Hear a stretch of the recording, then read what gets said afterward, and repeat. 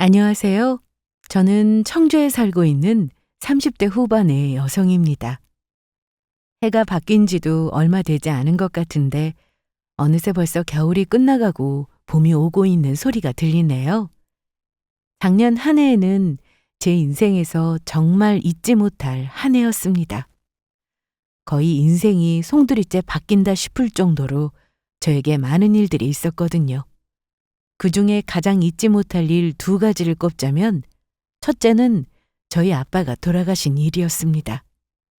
이 일로 저희 식구들, 특히 엄마가 무척이나 힘들어 하셨던 기억이 아직도 생생한데요. 아빠가 너무 갑작스럽게 돌아가시는 바람에 식구들이 마음의 준비를 할 시간이 거의 없었거든요. 그 슬픔을 채 추스르기도 전에 저에게는 두 번째 큰 일이 들이닥쳤습니다. 그건 바로 제 남편놈과의 이혼이었어요. 이건 슬픈 일이었다기보다는 충격적인 일이었죠. 결론적으로는 잘한 일이었고요. 연우 부부가 그렇지 않겠느냐마는 저는 제 인생에 이혼이라는 단어는 영영 없을 줄로만 알았거든요. 하지만 앞날은 그 누구도 장담할 수가 없는 일이더라고요. 신이 아닌 이상 평범한 인간이라면 누구나 그렇겠죠. 오늘은 저에게 있었던 이 두 가지 사건에 대해서 한번 속 시원히 얘기해보고 싶네요. 저는 소위 말하는 화목한 가정에서 자랐습니다. 저희 부모님은 연애 결혼을 하셨는데 연애 시절의 이야기를 들어보면 만나자마자 서로 첫눈에 반하셨다고 하더라고요. 처음 만났을 때부터 아마도 나중에 이 사람이랑 결혼하겠구나라는 걸 깨달을 정도였다고요. 저는 자라면서 단 한 번도 부모님이 서로 싸우시는 모습을 본 적이 없었습니다. 어쩌다가 아주 가끔 의견 충돌이 있을 때는 있으셨지만 대개는 아빠가 먼저 양보를 하셨고 나중에는 엄마가 먼저 미안하다고 사과를 하시고는 했거든요. 게다가 평상시에는 너무나도 성격이나 취향이 잘 맞는 부부셨고요. 특히나 엄마는 아빠가 하는 농담을 좋아하셨습니다. 엄마, 뭐가 또 그렇게 재밌어서 웃고 있어요? 우리 딸.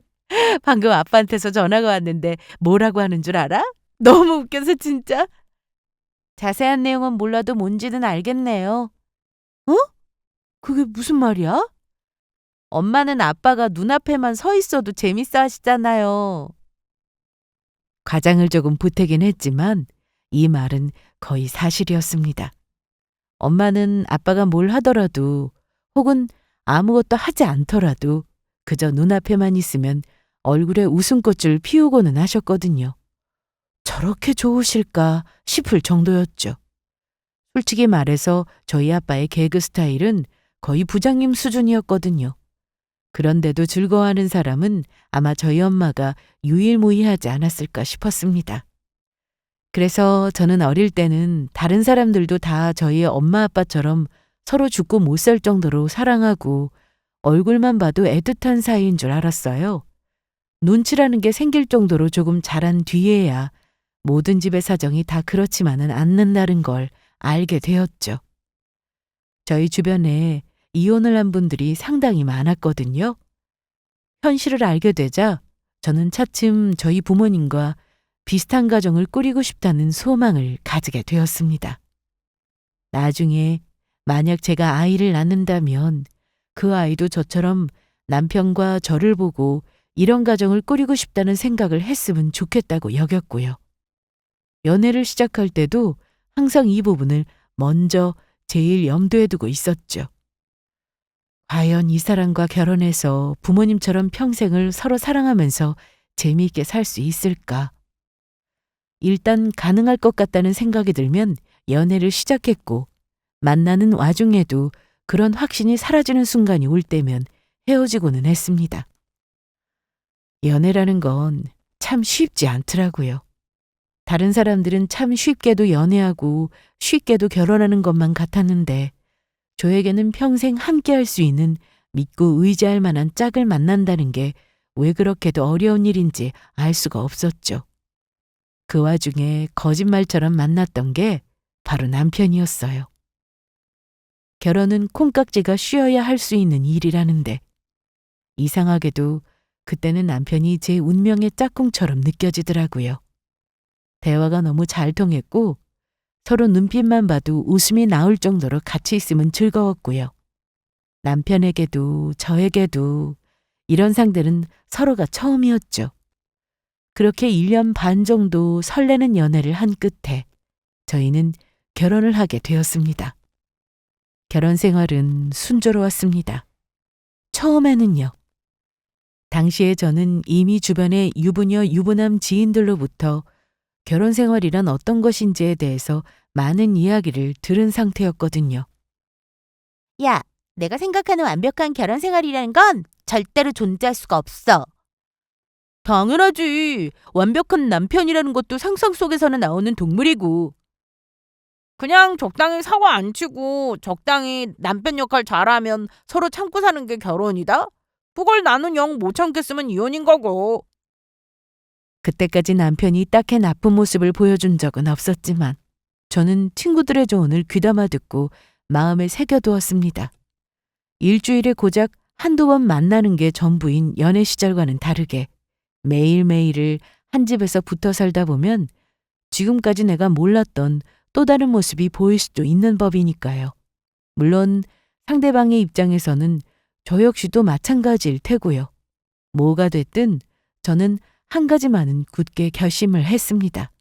다른 건 몰라도 절대로 이혼만은 하지 않겠다는 결심을요. 친구들은 제발 그 결심이 오래가길 바란다며 웃었습니다.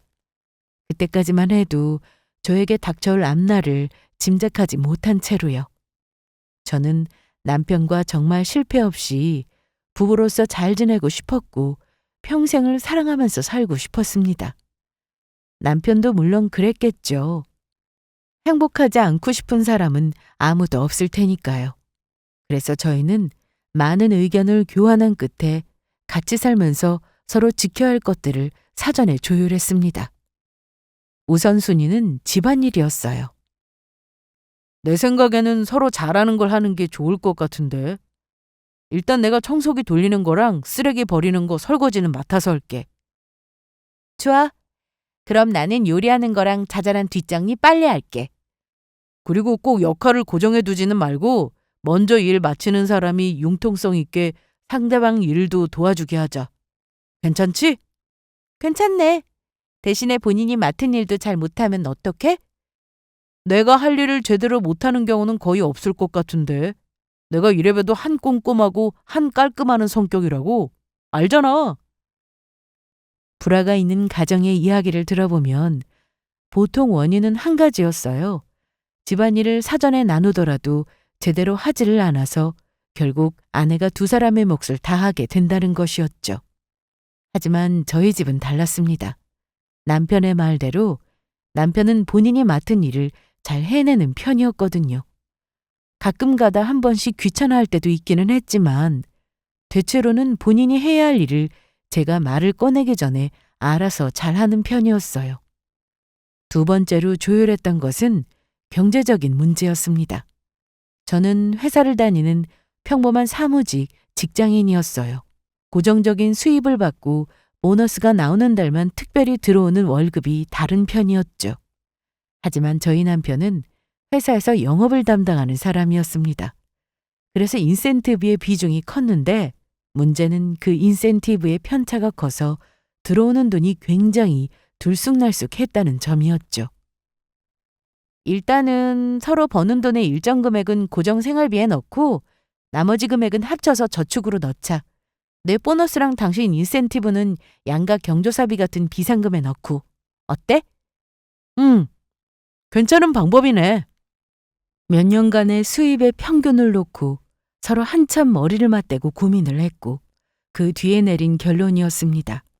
남편도 흔쾌히 제 의견에 동의했죠. 일단 평균적으로 제 수입이 남편 수입보다 더 많은 편이었습니다. 그래서 제가 경제적인 발언권이 조금 더 컸던 부분도 있기는 했고요. 그 뒤로 조금씩 필요하다 싶을 때마다 의논을 해서 수정을 거쳤고요. 이렇게 집안일과 경제적인 부분의 두 가지 문제를 조율한 이후부터는 딱히 문제가 되겠다 싶을 만한 일은 없었습니다. 미리 정하고 시작하면 이렇게 쉬운 일을 왜 다른 부부들은 하지 않았을까 싶을 정도였죠. 하지만 그건 저의 섣부른 착오였습니다. 그런 문제 말고도 결혼 생활에는 언제나 셀 수도 없을 만큼의 많은 이벤트가 기다리고 있다는 사실을 몰랐던 거였죠. 무엇보다도 제가 하고 있었던 가장 큰 착각이 있었습니다. 그건 내 배우자의 마음을 내가 완벽하게 알고 있다는 착각이었고, 결혼 초에 그 마음이 영원히 변하지 않을 거라는 착각이었습니다. 생각해보면 나조차도 하루 뒤, 한 달 뒤, 1년 뒤, 혹은 10년 뒤에 내 마음이 바뀌지 않을 거라고 확신할 수가 없는 일이잖아요. 그런데 남편의 마음이 평생을 바뀌지 않을 거라고 생각했었다니 어리석어도 그렇게 어리석은 착각이 없었죠. 시간이 지나면서 남편은 점점 변해갔습니다. 변해갔던 것인지 아니면 원래 그런 사람이었는데 제가 몰랐던 것이었는지는 알 수가 없었지만요. 저를 가장 힘들게 했던 부분은 점차 남편에게서 자주 목격되는 내로남불의 모습이었습니다. 특히 시댁과 관련한 문제라면 그 정도는 더욱 심해져 갔어요. 여보, 이번 여름휴가에는 어디로 여행 가는 게 좋을까? 어머니가 이번에는 바다 쪽으로 가고 싶다고 하시긴 하던데. 휴가 때 어머니 모시고 가게? 저번 휴가 때는 우리 둘이 여행 다녀왔었잖아. 어머니가 사진 보시더니 너무 좋아 보이셨나 봐. 본인도 이런 데 가고 싶으시다고 몇 번이나 말씀하시던데 이번에는 어머니도 모시고 한번 다녀오자. 여름 휴가를 시어머니와 함께 가다니. 제 친구들이 들었으면 깜짝 놀라며 말릴 만한 이야기이긴 했습니다. 그래도 그때까지만 해도 저는 큰 불만은 없었어요. 양가 부모님께 효도하자는 이야기를 자주 했었고, 시댁에는 시아버지가 돌아가신 이후로 시어머니가 홀로 적적하게 계시는 상황이었거든요. 이번 기회에 모시고 같이 다녀오는 것도 괜찮겠다 싶었어요. 무엇보다도 남편이 저렇게 하고 싶어 하니 들어주고 싶기도 했고요. 사실 결혼 후에 제가 의외라고 생각했던 남편의 모습이 하나 있었거든요. 그건 바로 남편이 시어머니를 극진히 생각한다는 점이었습니다. 결혼 전에는 그냥 본인 어머니에 대한 이야기가 나와도 별말이 없길래 이 정도일 줄은 몰랐거든요. 그런데 결혼하고 나니 어찌나 시어머니를 애틋하게 생각하는지 아침 저녁으로 하루에 2번씩은 꼭 시어머니와 통화를 할 정도였습니다. 그래도 그냥 사이가 유난히 좋은 모자지간인가 보다 하고 넘겼었죠. 남편이 내로남불 짓을 하기 전까지는요. 알았어. 그럼 이번에는 모시고 다녀오자. 진짜? 고마워. 어머니가 너무 좋아하시겠다. 바로 전화해서 말씀드려야지. 아, 그리고 이번 주에 우리 친정 가는 거 당신 몇 시쯤 시간 될 것 같아?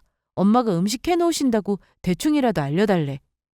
그러자 시어머니께 전화를 드리겠다며 신난 얼굴로 핸드폰을 집어들던 남편의 얼굴이 순간 떨떠름해지더라고요. 물론 그때는 제가 잘못 본 건가 싶었죠. 아, 토요일에 가는 거 그거 근데 꼭 나도 가야 하나? 무슨 소리야. 같이 가서 저녁 먹기로 실컷 이야기 다 해놓고 이제 와서 왜? 그날 무슨 일 있어? 그날 어머니가 친구들 만나러 서울 간다고 하셔서 내가 모셔다 드리기로 했는데. 아니, 그날 친정 가기로 한 거 잊었어?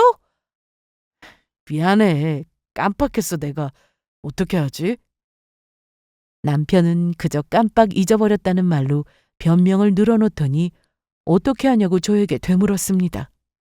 저는 어이가 없었어요. 저희 부모님과 잡은 약속은 한 달도 더 전에 잡아두었던 것이었거든요. 얼마 전까지 약속을 다시 확인했을 때만 해도 그날 갈 수 있다고 대답했던 남편이었습니다. 그런데 이제 와서 못 가겠다니 그것도 시어머니 때문에요. 어머님은 이번에만 버스 타고 가시면 안 돼? 꼭 당신이 모셔다 드려야 하는 거야? 버스 너무 오래 걸리잖아. 불편하기도 하고. 그래서 내가 쉬는 날이니까 태워다 드리겠다고 했지.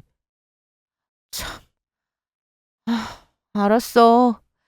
그럼 친정 모임을 미루든지 해야겠네. 뭘 미루기까지 해. 그냥 당신은 다녀와. 친정에도 모처럼 가는 건데 가서 장인어른이랑 장모님 뵙고 맛있는 것도 얻어먹고 오면 좋잖아.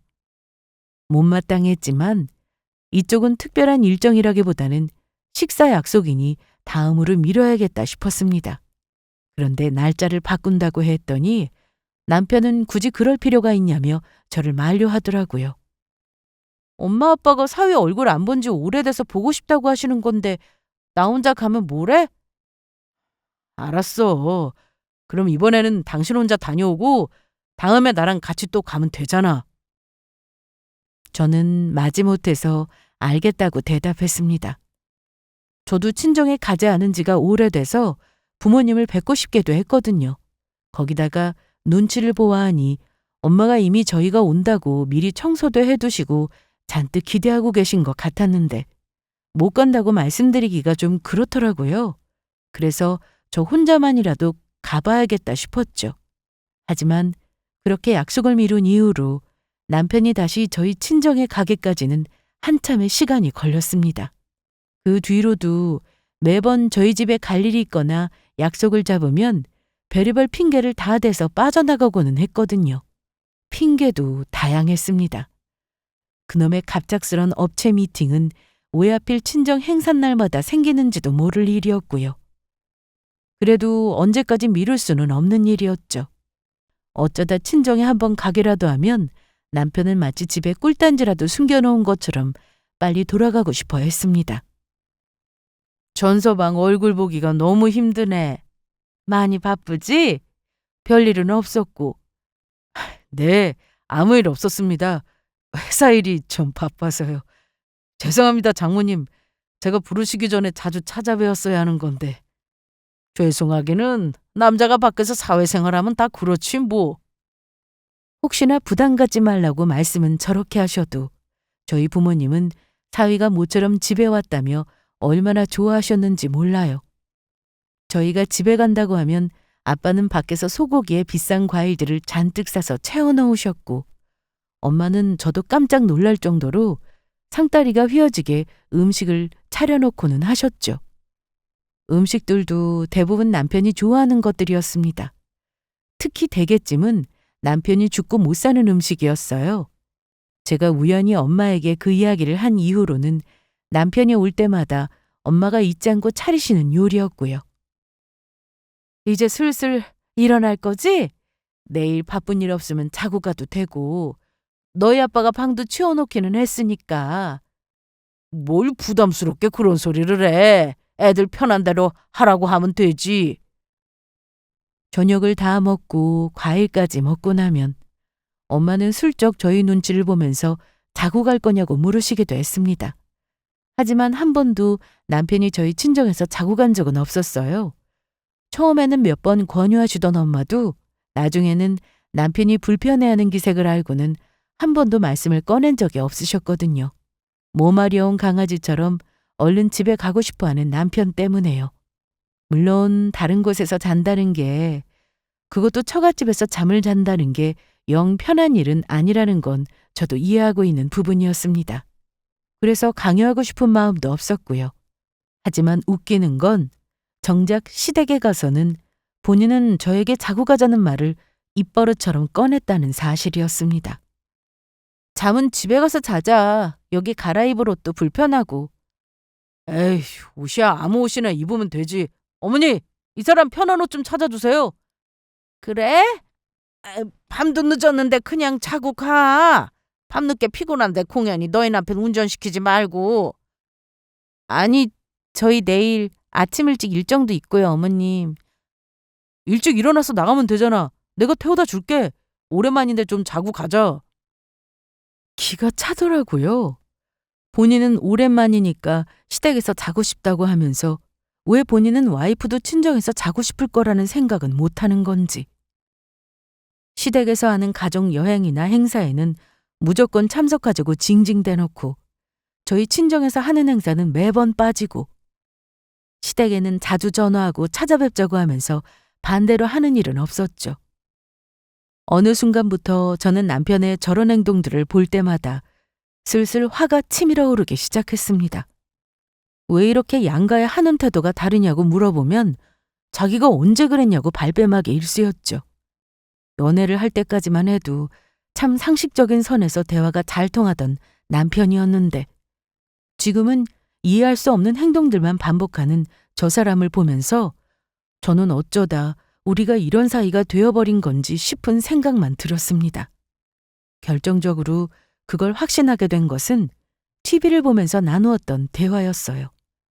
요즘은 유행한다는 한 예능 프로그램에서 장모님과 같이 사는 한 연예인의 대가족이 나오더라고요. 장모님이 아프셔서 모시기 시작했다고 하면서요. 제가 같은 일이 생기면 어떨 것 같냐고 물었더니 남편의 대답은 가관이었습니다. 우리 집안은 우리 어머니 한 분뿐이고 내가 장남이잖아. 모실 수도 있는 거 아니야? 그럼 우리 집은 내가 외동인데 나중에 같은 일 생기면 똑같이 모실 거지? 에이, 그건 경우가 다르지. 다르다고? 뭐가 다르다는 거야? 사위 집에서 같이 사는 건 어른들이 더 불편해하셔. 시어머니가 며느리랑 사는 거랑은 좀 다르지. 내로남불도 이런 내로남불이 없었어요. 모든 걸 본인 유리한 대로만 끼워 맞춰서 해석을 하더라고요. 저는 기가 막혀서 이 문제로 한참 이야기를 더 나누었지만 결론은 똑같았습니다. 시댁과 친정은 다르다는 것이었어요. 그제서야 저는 우리가 이미 돌아오기에는 너무 멀어지게 되었다는 생각을 하게 되었습니다. 왜 결혼 전에는 이런 모습을 알아보지 못했었는지 땅을 치고 원망하고 싶은 심정이었죠. 하루하루 날이 갈수록 변해가는 남편을 보며 심란한 마음과 실망감을 감추지 못하고 있던 때였습니다. 저에게는 또 다른 불행이 닥치고 있었어요. 여보세요? 엄마 웬일이에요? 이 시간에 전화를 다 주고? 소은아, 아빠가, 너야 아빠가. 엄마 왜 그래요? 엄마! 울먹이는 엄마의 전화를 받자마자 저는 엄마가 알려준 병원으로 달려갔습니다. 아빠가 병원에 입원을 하셨다는 소식이었어요.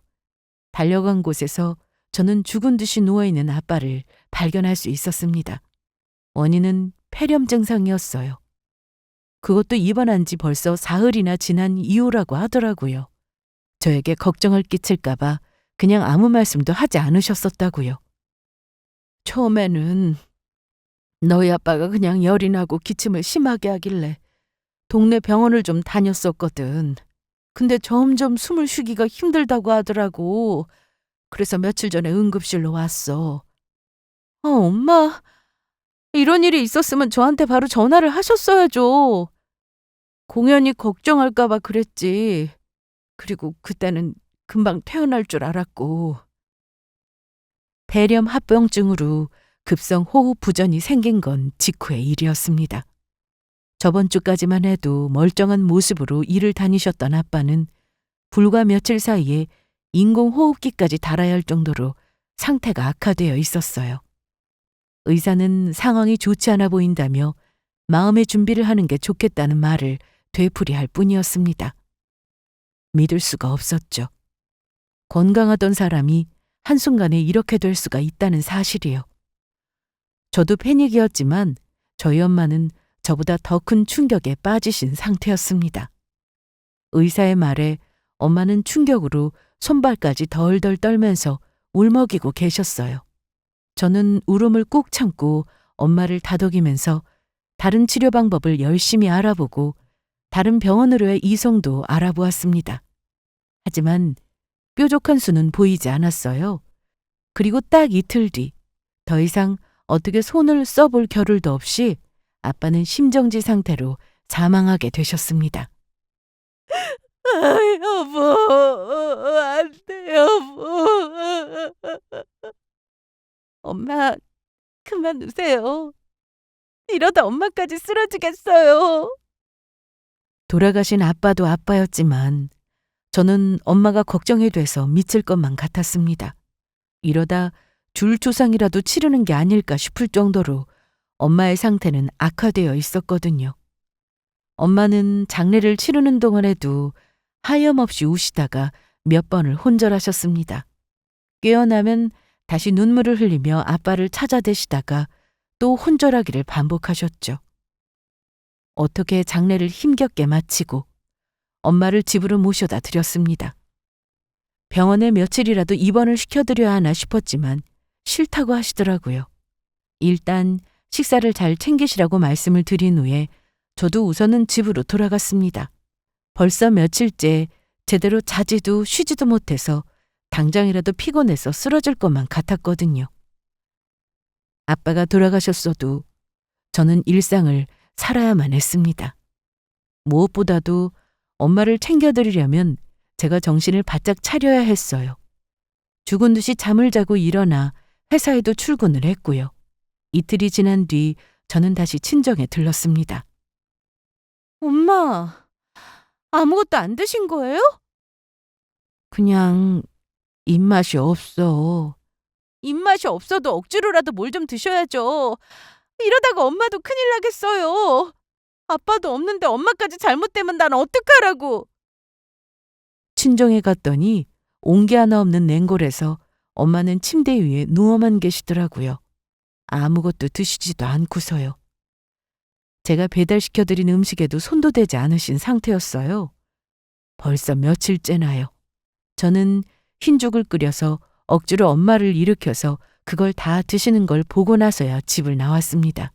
그 뒤로 하루에도 몇 번씩 전화를 드렸고 집에 자주 찾아가기도 했지만 여전히 엄마의 목소리는 어두웠어요. 생기라고는 하나도 없었죠. 엄마가 나 없으면 아무것도 안 하시고 계속 저러고 계셔.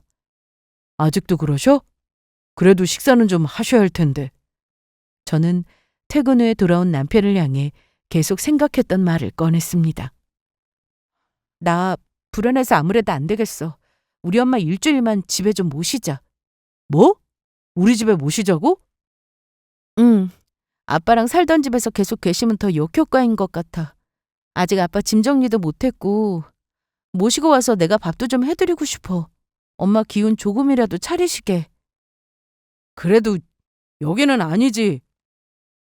그런데 뜻밖에도 제 말을 듣고 있던 남편이 표정을 싹 바꾸며 정색을 하더라고요. 여기는 아니라고 딱 잘라 말하면서요. 엄마 저 집에서 혼자 두면 진짜 큰일 날 것 같아서 그래. 당신이 좀 불편하겠지만 며칠만이라도 모시고 오면 안 돼? 말이 되는 소리를 해. 그게 며칠이 될지 몇 달이 될지 어떻게 알아? 이 집에 며칠 모신다고 바로 회복한다는 보장이 있어? 뭐라고? 정 모시고 싶거든 근처 모텔에서 모셔. 저는 그 순간 두 귀를 의심했습니다. 입을 딱 벌리고 남편을 바라보고 있었는데 남편은 제가 말이 없자 본인의 말에 동의를 하지 않는다고 생각을 한 모양이었어요. 인상을 확 쓰면서 다시 내뱉듯이 언성을 높여 소리를 치더라고요. 우리 집은 절대로 안 된다고. 아니, 어떻게 저 상태인 엄마를 모텔에 모시라는 말을 해? 당신 지금 그게 할 말이야? 모텔이 뭐가 어때서? 장모님 친정에 계시면 안 되겠다며. 그럼 갈 데가 모텔밖에 더 있어? 아, 몰라. 아무튼 우리 집에 한 발짝만 들이기만 해. 눈이 뒤집힌다는 표현이 있죠? 저는 그 말이 어떤 말인지를 그때서야 실감할 수 있었습니다. 남편 놈의 말을 듣는데 그 순간 정말 눈이 뒤집히는 것만 같은 기분이 들었거든요. 와, 내가 인간이 아니라 짐승 같은 놈이랑 살고 있었구나. 그렇지 않고서야 아빠 돌아가신 지 며칠이나 됐다고 어떻게 혼자 남아서 힘들어하시는 엄마를 모텔에 모시라는 소리를 할 수가 있을까 싶었죠. 그래, 좋아. 나 내일부터 엄마랑 있다 올 거니까 나 찾지 마. 마음대로 해. 저는 오냐, 안 들어온다 하고 곧장 방으로 들어가 짐을 쌌습니다. 엄마에게도 전화를 드렸어요. 여행 가자고요. 엄마는 아무데도 가고 싶지 않다고 하셨지만 제가 한 시간을 매달리고 설득한 끝에 모시고 갈 수 있었죠. 저는 이튿날 바로 엄마를 모시고 부산으로 여행을 떠났습니다. 엄마가 좋아하던 바다도 보면서 힘든 마음도 좀 달래시라고요. 그리고 숙소는 호텔로 잡았죠. 바다가 보이는 근사한 호텔이었어요. 일어나면 엄마랑 조식도 먹고 산책을 나가서 바닷가 좀 걷다가 맛있는 점심을 먹고 저녁에는 야경을 보면서 커피도 마시고요. 엄마랑 이런저런 이야기를 하다 보니 시간 흐르는 줄도 모를 정도였어요. 이렇게 좋은 줄 알았으면 진작 와볼 걸. 너희 아빠랑도 셋이서 같이 왔으면 좋았을 텐데. 그러게. 이게 뭐가 어렵다고 그동안 한 번도 안 했었지? 앞으로는 나랑 자주 놀러 오자. 너는 너희 남편이랑 놀아야지 왜 다 늙은 엄마랑 놀아? 엄마는 엄마 무릎을 베고 누운 제 머리를 쓰다듬으시면서 그렇게 웃으셨어요. 얼마 만에 보는 웃음인지 모르겠더라고요. 쉬면서 엄마는 많이 회복되는 모습이었어요. 옛날 이야기도 많이 하고 앞으로 어떻게 살아갈 것인지에 대해서도 이야기를 나눴고요. 모셔오길 참 잘했다 싶었죠. 아마 친정에 계속 있었으면 엄마는 하루하루 말라서 병원에 입원하셨을 게 뻔했거든요. 그리고 4박 5일간의 일정을 모두 마친 후 저는 집으로 돌아오게 되었습니다. 돌아오면서 내내 했던 생각은 딱 한 가지였어요. 남편 놈과 헤어져야겠다는 생각이었죠. 사람은 힘들 때 진면목을 알게 된다잖아요. 남편이라고 믿었던 사람이 실은 인간 같지도 않은 인간이라는 걸 알게 된 순간 저희는 이미 끝난 사이였어요. 하지만 이대로 쉽게 헤어져 줄 수는 없었습니다. 속이 부글부글 끓어서 미쳐버릴 것 같은 심정이었거든요. 뜻밖에도 복수의 기회는 금방 찾아왔어요. 엄마가 허리가 계속 아프다고 하셔서 일단 집으로 모셔왔어. 아무래도 디스크 재발 같은데 지켜보면서 바로 병원 모시고 가든지 하게. 얼마 후 남편 놈이 시어머니가 아프시다며 집으로 모셔오게 되었거든요. 제가 모텔이 아닌 호캉스를 다녀온 걸 알고 나자 돈이 남아도냐며 발작을 하던 남편 놈이 나름대로 머리를 굴려 벌인 복수였죠. 저를 괴롭히기 위해서요. 하지만 오히려 이건 제가 바라던 시나리오였습니다. 잘 모셔왔어. 어머님 연세 디스크 재발하면 다시 수술하기도 얼마나 힘든데. 오신 김에 모처럼 맛있는 거 드시면서 푹 쉬세요, 어머님. 그래. 그렇게 생각해준다니 고맙다. 참, 어머님도 오셨으니까 오늘 저녁은 우리 나가서 맛있는 거 먹자. 당신 옷 갈아입고 와. 저는 어리둥절해하는 남편과 시어머니의 등을 떠밀어 밖으로 모시고 나갔어요. 제가 생글생글 웃으며 시어머니 팔짱까지 끼고 앞장을 서자 남편은 크게 당황한 눈치였습니다. 하지만 이내 곧 기세등등해지더라고요. 아마 제가 말도 없이 호캉스를 다녀와서 남편 눈치를 보고 있다고 착각하는 모양이었어요. 저는 그 인간이 계속 착각을 하도록 놔둔 채로 그날 저녁은 투뿔 한우집을 가서 거하게 먹었죠. 몇십만 원은 나오더라고요. 메뉴판을 봤을 때부터 남편이 기겁을 하더라고요. 하지만 저는 모처럼 이라는 말로 남편을 꼬셨습니다. 시어머니도 얼떨떨한 와중에도 한편으로는 맛있는 걸 드시니 좋아하셨고요. 하지만 그건 일회성 이벤트가 아니었죠. 아니, 이게 다 뭐야? 무슨 오늘 잔칫날이야? 예, 아가. 대체 무슨 음식을 이렇게 많이 차린 거냐? 어머님 기력 보충하셔야죠. 고기도 좀 많이 드시고요. 제가 찾아보니까 나이 드실수록 노인분들도 단백질 같은 영양 섭취를 골고루 해야 건강하대요. 여기 계시는 동안 제가 맛있는 음식 잔뜩 해드릴 테니까 편하게 드세요. 아셨죠? 아침에 일어난 남편과 시어머니는 식탁에 차려진 음식들을 보며 입을 떡 벌렸습니다. 메인 요리만 3가지였으니 식탁이 자리가 모자랄 지경이었거든요. 저는 그날부터 매일 집에서 하루 3끼 진수성찬을 차렸습니다. 점심은 회사를 가야 했으니 반찬을 미리 해둔 것이었지만 주말에는 꼬박꼬박 3끼를 다 차렸죠. 임금님 수라상도 이것보다 화려하진 않았을 거예요. 당연히 식비는 공동생활비에서 나가는 돈이었습니다. 어머니를 모신 지 얼마 되지도 않아서 한 달치 식비가 모두 동일한 상태였고요. 생활비 통장에서 남은 잔고를 확인한 남편이 그날도 차려진 수라상을 보며 저를 말리기 시작했습니다. 여보, 다 좋은데 요리 가짓수 좀 줄여. 너무 과한 거 아니야? 무슨 가정집에서 이렇게 요리를 많이 해. 그래, 얘. 이거 다 먹지도 못하는데 앞으로는 그만 차려라. 아니죠, 어머님. 아프실수록 더 잘 챙겨 드셔야 해요. 이게 뭐 얼마나 한다고요?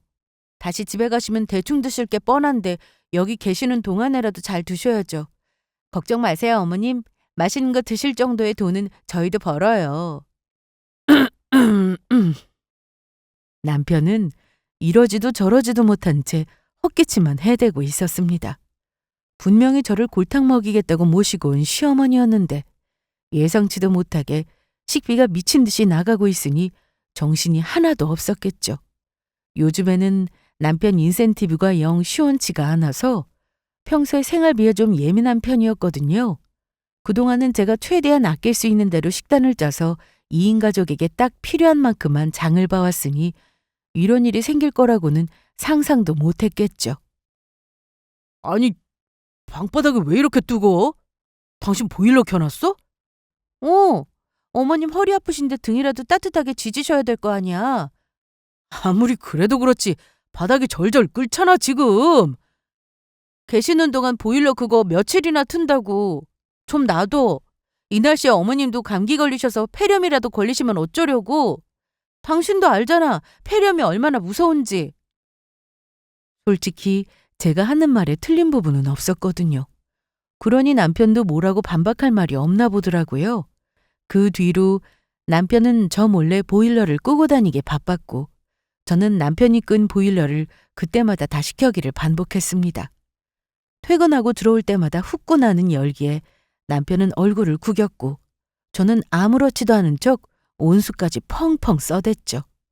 그뿐만이 아니었습니다. 나왔어. 잘 지냈어요? 아니 여기는 어쩐 일이야? 어떻게 왔어?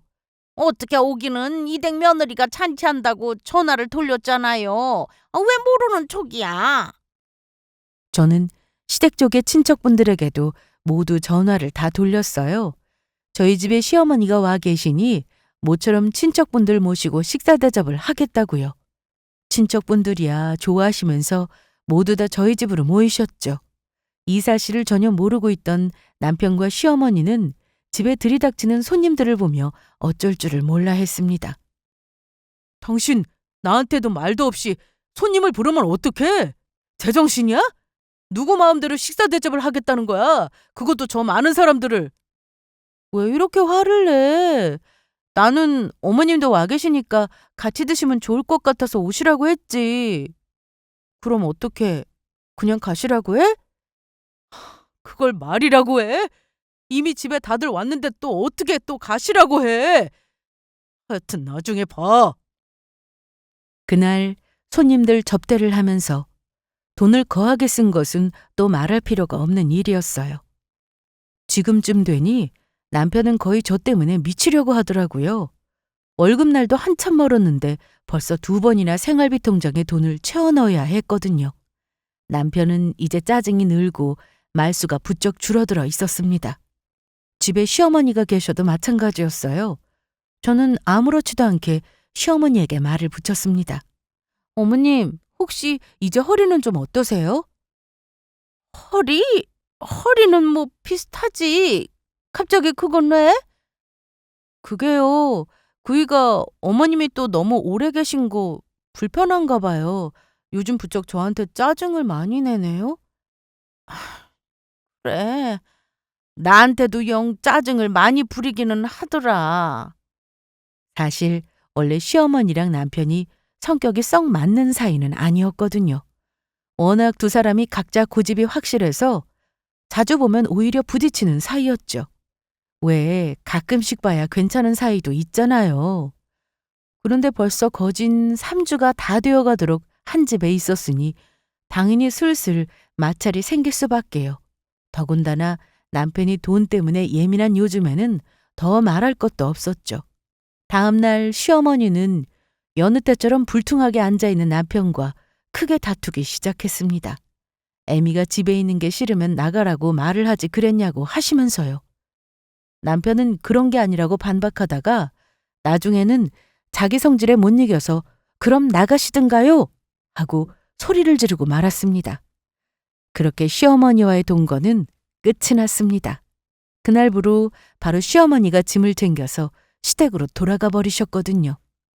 그러자 비난의 화살은 저에게로 돌아왔습니다. 욱하는 성질을 못 이겨서 아주 난리를 치더라고요. 저는 남편의 성질을 있는 대로 살살 긁었고요. 결국에는 남편 입에서 이혼을 하자는 소리까지 나왔죠. 그 순간 저는 바로 준비했던 협의 이혼 서류를 내밀었습니다.